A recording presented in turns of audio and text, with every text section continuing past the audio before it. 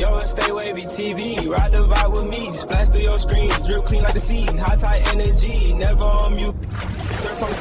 Tonight was the first Monday Night Raw 2026, and according to Triple H, this is a new era because Monday Night Raw is sponsored by Stranger Things.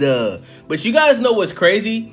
There wasn't one cast member of Stranger Things that was at Monday Night Raw last night. How do you have a whole Monday Night Raw themed around Stranger Things, which is one of, if not the most, it's one of the biggest TV series in Netflix history. In history, period. This show is like bigger than life, bro. Everybody watches Stranger Things.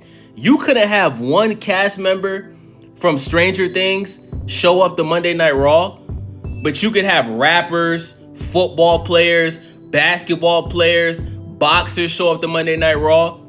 But Netflix and the WWE, you guys couldn't get one cast member from Stranger Things to show up to Monday Night Raw. This further exposed that the reason why Stranger Things was sponsoring Raw last night is because the ratings suck. Monday Night Raw last year in January debuted on Netflix with 6 million viewers. Now they're barely averaging 2 million viewers a week. Monday Night Raw for the past couple of weeks has not been in the Netflix global top 10.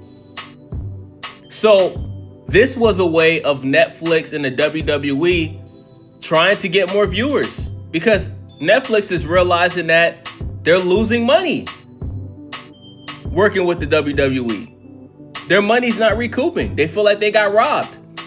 So they got to use the biggest show on their streaming platform to try to get the views up for Monday Night Raw.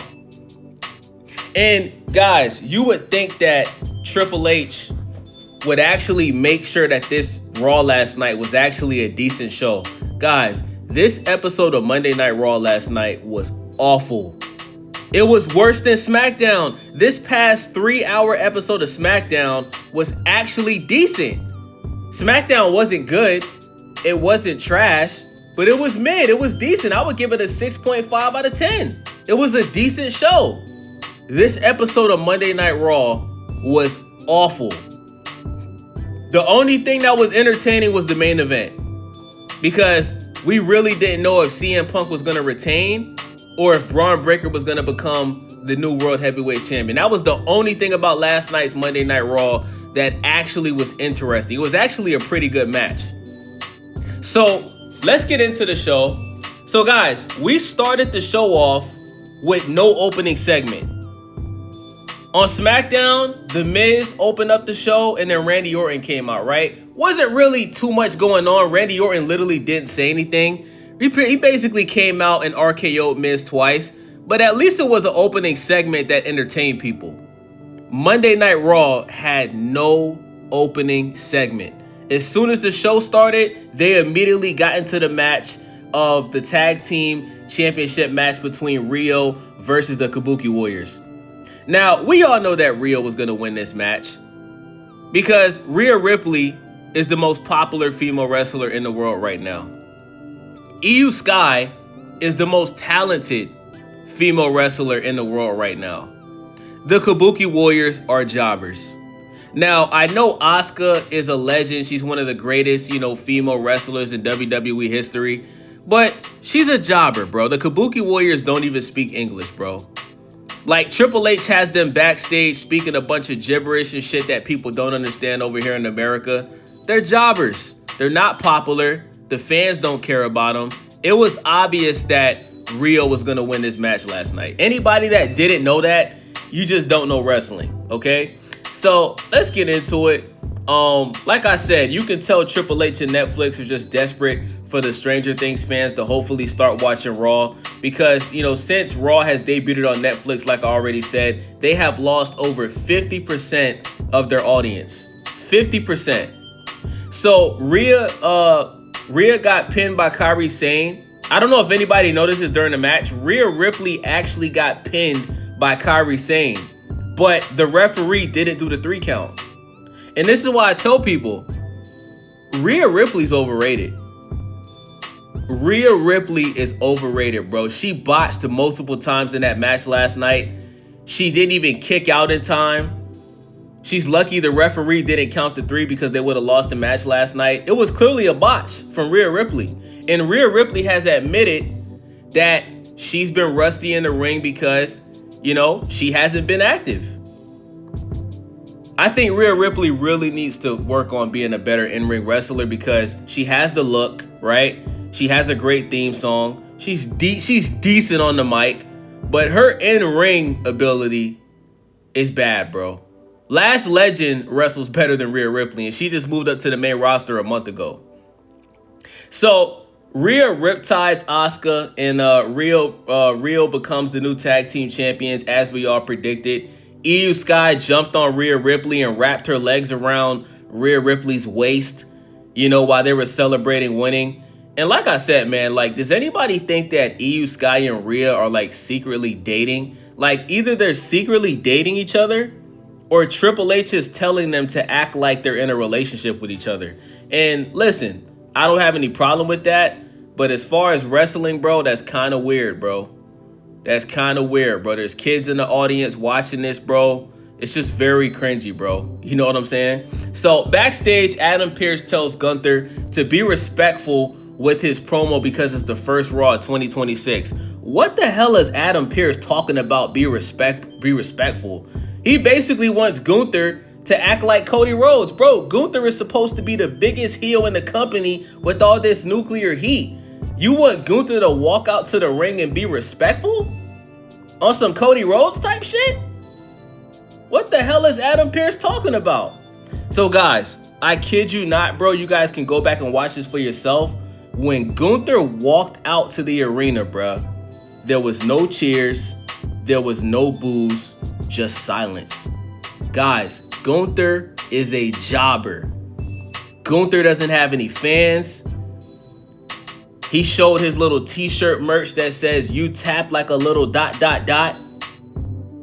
Nobody's buying that merch, Gunther.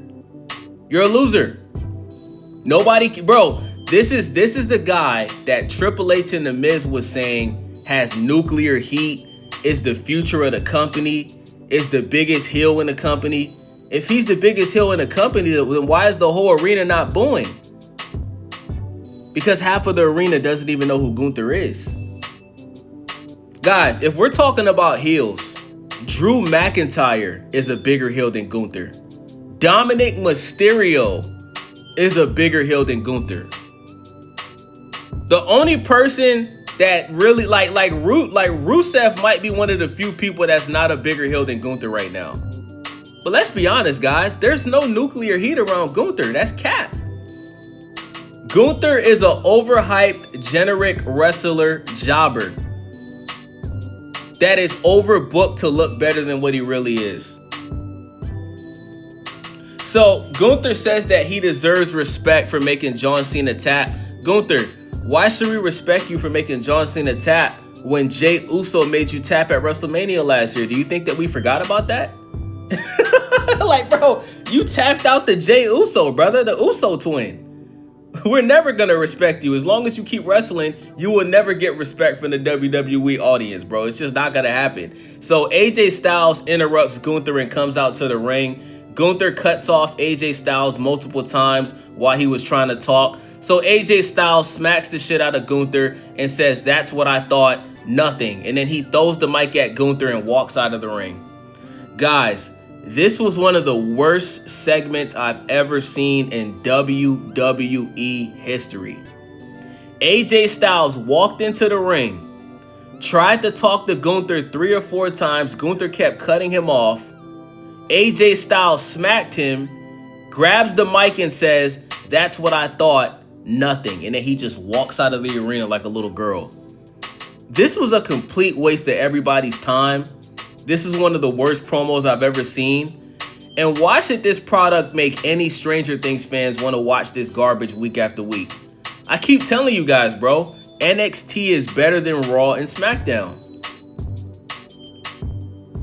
Because Shawn Michaels is booking NXT. Triple H don't got a creative bone in his body, bro. So next, we got another pointless recycled match between Nissan Maxima Dupree and Becky Lynch. I don't care who wins this match, man. Nissan Maxima Dupree is a jobber. She should have never taken the title from Becky Lynch in the first place. But I will say this, guys. Maxine Dupree is gorgeous, okay? Everything that everybody was saying about Tiffany Stratton, like, I don't think Tiffany Stratton is pretty. She has fake lips, lip injections, right? Just because a chick has blonde hair doesn't mean she's pretty to me, right? In a pair of fake tits. Maxine Dupree is actually gorgeous, bruh. Like, she is a beautiful blonde woman, bruh. And she looked pretty decent in this match last night. But before we got into the match, backstage, Ivy Now, who we haven't seen in months, bro. Shout out to Ivy Now, bruh. She showed up out of nowhere. She demanded a title match for the winner of the Women's Intercontinental title, right? Ivy Now looked very beautiful as well, but nobody cares, bro. Ivy Now is a jobber, you know what I'm saying? But maybe because, you know, El Grande Americano was coming back, Chad Gable, maybe she'll be affiliated with him again. I don't know. But I don't think Triple H has any plans for Ivy Now, bro, at all. So backstage, Gunther tells Pierce he wants a match with Gunther next week on Raw. Pierce makes it official. Let's move on. So, like I said, I've been seeing a lot of content creators talk about how Maxine Dupree is green in the ring. I didn't see that last night, bro. Maxine Dupree actually looked pretty decent in the ring. I'll tell you this, she wrestles better than Tiffany Stratton. Maxine Dupree is not out here botching her finisher move and injuring herself like Tiffany Stratton is. I think Maxine Dupree is ready for the main roster. I think everybody that's saying all this negative stuff about her, I don't think you guys are being honest, man. She has the look, right? My biggest critique of Nissan Maxima Dupree is her using Kurt Angle's ankle lock. I don't like that. Doesn't make any sense. I don't know if she's related to Kurt Angle, but I just think it's weird. That's my only critique of Nissan Maxima Dupree, right? So long story short, Becky Lynch wins the match by pinning Maxine while holding on to the rope. She basically did some dirty Dom type shit, right? She cheated to win the match.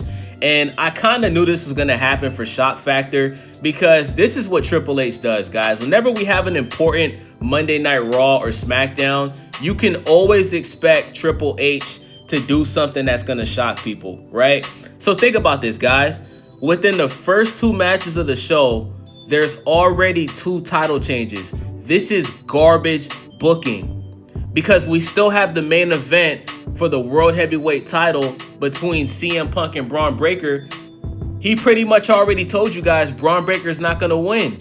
There's no way you're going to have 3 title changes on 1 episode of Monday Night Raw. Doesn't make any sense. So when I saw that there was 2 title changes in the first 2 matches of the show last night, I said, there's no way Braun Breaker wins tonight. There's no way. There's no point of even watching the main event because I already know CM Punk is going to retain. So, breaking news, y'all, right? So, they show Stephanie Valkyrie backstage walking towards the ring, and Stephanie Valkyrie is walking with the foot cast, right? Now, I'm not going to lie to y'all. When I first saw this, I thought that Stephanie Valkyrie actually got injured.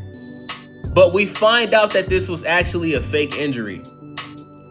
Because ever since Stephanie Valkyrie has moved up to the main roster, her matches have been boring. She's moving a lot slower.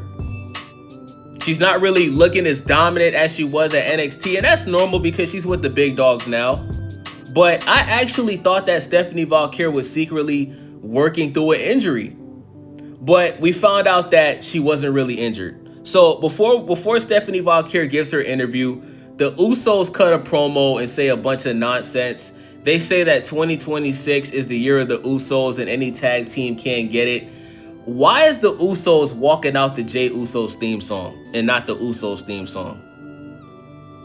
This whole yeet movement, bro, it needs to be buried, bro. It's annoying. It's cringy.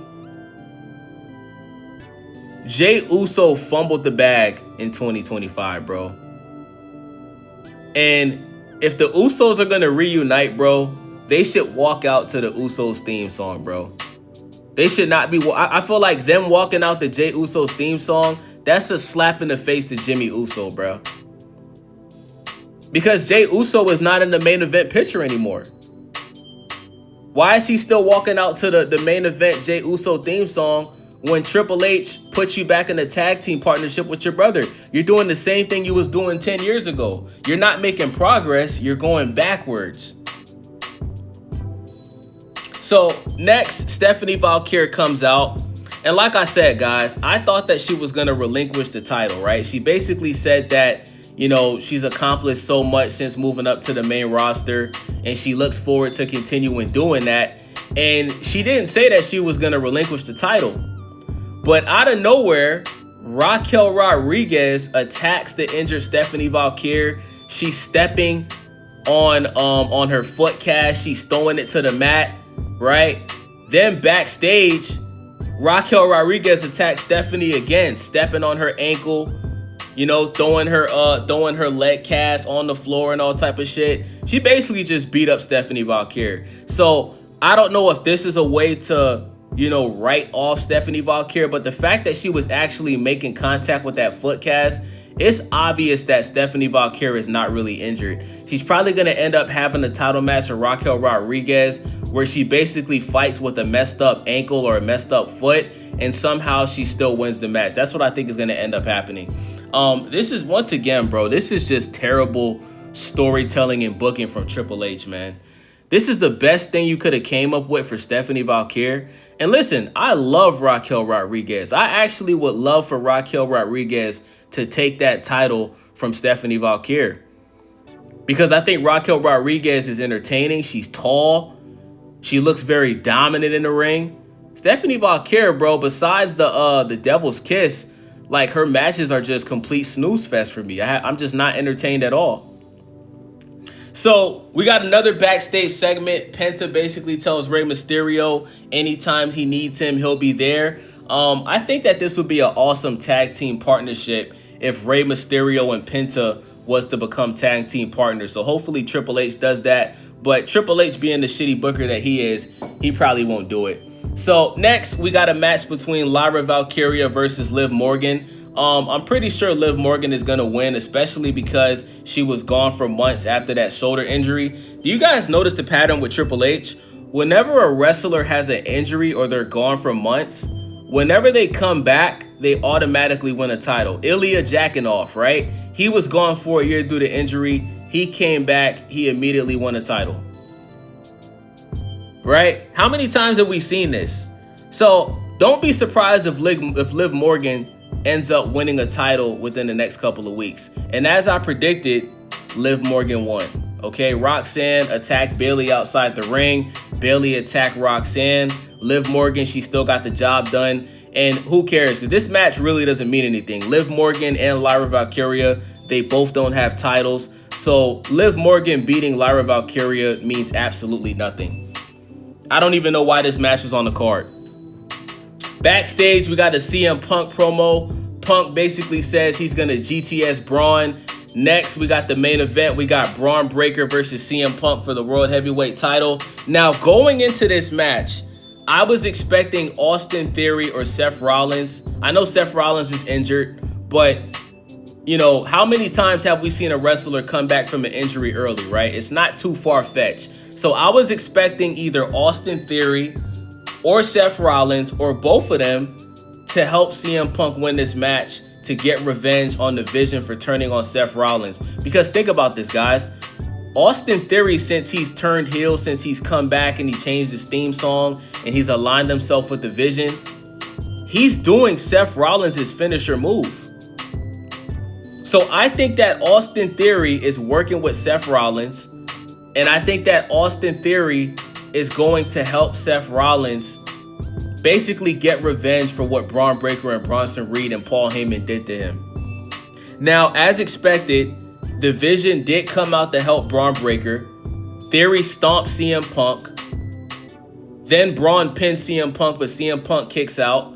Then Penta comes out and attacks Logan Paul. Penta and Dragon Lee attack Bronson Reed, and they brawl. That's what Triple H loves to do, man. Like, you know, we already had Survivor Series, but on every episode of Monday Night Raw, there has to be a brawl. You know what I'm saying? Like, Triple H gets off when the wrestlers brawl with each other. So the Vision versus Dragon Lee, the Vision versus Ray, Dragon Lee, and Penta, they basically all brawl outside of the ring. Punk avoids a spear in GTS's Braun. Braun surprisingly kicks out of the GTS. Punk pile drives Braun Breaker. Braun Breaker kicks out again. Then Braun counters a GTS and puts Punk in an armbar. Punk counters with a fruit roll-up. Braun kicks out again and goes for the armbar. Punk does an Anaconda Vice. Punk counters a Braun Breaker GTS and puts Braun in the STFU. Shout out to John Cena. Paul Heyman distracts CM Punk. Punk punches Paul Heyman outside of the ring, and then Punk avoids the spear from Braun Breaker. Braun jumps off the ropes to Punk on the announce table. Punk counters a spear, and then GTS's Braun and wins the match. I wasn't mad at all at this main event. I think the main event was very well booked, but I gotta talk about something, man. CM Punk in the ring is washed, guys. CM Punk is almost 50 years old, and it's one thing to be old, bro, but to look old visibly and physically, I don't see why CM Punk won this match last night. Braun Breaker, like, guys, like, think about this. Think about all of the Stranger Things fans that was watching Monday Night Raw for the first time last night. Do you think it's believable that CM Punk, as old and rusty as he looked in that ring last night, do you think it's believable that he beat Braun Breaker, who is muscular, jacked to the gills, right? Freak of nature athlete, clearly younger than CM Punk. Braun Breaker is 28 years old. CM Punk is like 48, 49. Do you guys think it's believable that CM Punk's old ass beat Braun Breaker last night? Bruh, CM Punk got the bags under his eyes. He got gray hair all over the place, bro. CM Punk don't got no muscles, and he is so slow in that ring, bro. Now, Braun Breaker did botch last night. When Braun Breaker did the Frankensteiner where he jumps on the ropes and he flips you onto the mat with his legs, Braun Breaker botched this move, like his legs slipped off the ropes and he almost broke his neck, bro. Like, no funny shit. Like, he botched the Frankensteiner, fell on his head, right? CM Punk was able to pretty much play it off. And I could tell Braun Breaker was embarrassed because he went for the Frankensteiner again. He was so upset with himself for botching that he did it again, right? But like I said, man, bruh, CM Punk was breathing so hard last night, bruh. Just moving around the ring slow. You know what I'm saying? Like, looked like he was really struggling to finish the match, man. And listen, bro, CM Punk at his age, he shouldn't have Braun Breaker slamming into him onto the announce table, bro. Like, CM Punk at some point, if he continues to wrestle in matches like this, he's gonna seriously injure himself, bro. CM Punk has already had a history of injuries in the past. You guys remember when Ryback injured CM Punk? That's kind of what this match reminded me of last night, right? Because Ryback and Braun Breaker, they're basically like the same kind of wrestler, right? Like roid heads. Like, at some point, bruh, CM Punk is gonna hurt himself, bruh. Now, am I saying that CM Punk should retire? No. But should CM Punk be the World Heavyweight Champion? No. No. If you're gonna give the World Heavyweight Champion to somebody that is CM Punk's age, pushing 50 years old, give it to Randy Orton. Because even though Randy Orton is gonna be in his 50s soon, Randy Orton doesn't look old like CM Punk does, bruh. Randy Orton is in great shape, has muscles, right? And he moves around the ring very well. Randy Orton is 45 years old. But, you know, Randy Orton doesn't wrestle like a 45-year-old. He still wrestles like he's in his, in his 30s. Bro, CM Punk wrestles like he's in his 50s, bro. Like late 50s, bro. Like, the way that CM Punk is looking in the ring, guys, he's reminding me of The Undertaker. You guys remember how bad The Undertaker looked his last couple of years in the WWE before he retired? That's how CM Punk looks, bro. CM Punk is washed, bro. He's old, he's slow, he's wrinkly. He's just not entertaining to watch, bro. And for this to be the first Monday Night Raw of the year, and you're sponsored by Stranger Things, the biggest show in Netflix history. You got all of these new people watching the show just because Stranger Things is attached to it. Why would anybody want to waste 5 minutes of their day watching another episode of Monday Night Raw? This episode of Monday Night Raw gets a 1 out of 10, bro. Because the only good thing about Raw last night was the main event. It's a 1 out of 10. It was garbage. SmackDown was better. And that's rare. SmackDown for the past year, bruh, SmackDown has been literally unwatchable. But this past episode of SmackDown, like if you compare Raw last night to last week's SmackDown, SmackDown is considered good. It's considered good, bruh.